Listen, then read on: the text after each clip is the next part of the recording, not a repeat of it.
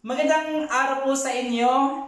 At dahil nag-crave po ako ng pancit palabok, ngayon po ay magluluto po tayo. Samahan niyo po ako sa aking ala version of pancit palabok.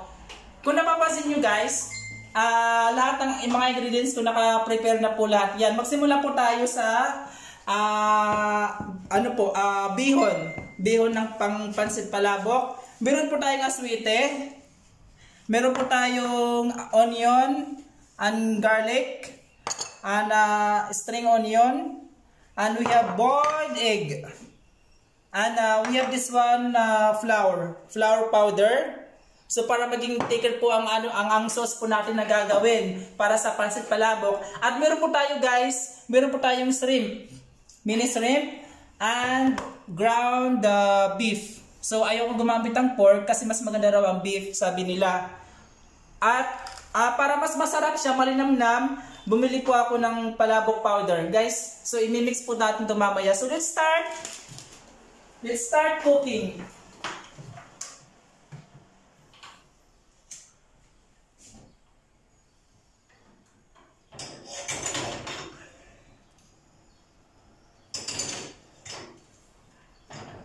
Batayo pas.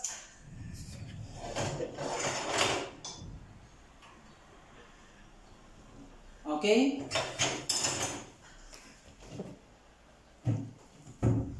Magluluto na po tayo. Palapit lang po ng camera.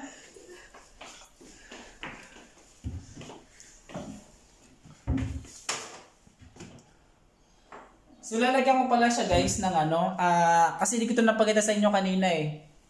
Itong anong tawag dito? Cucumber. Anong cucumber? Pepper.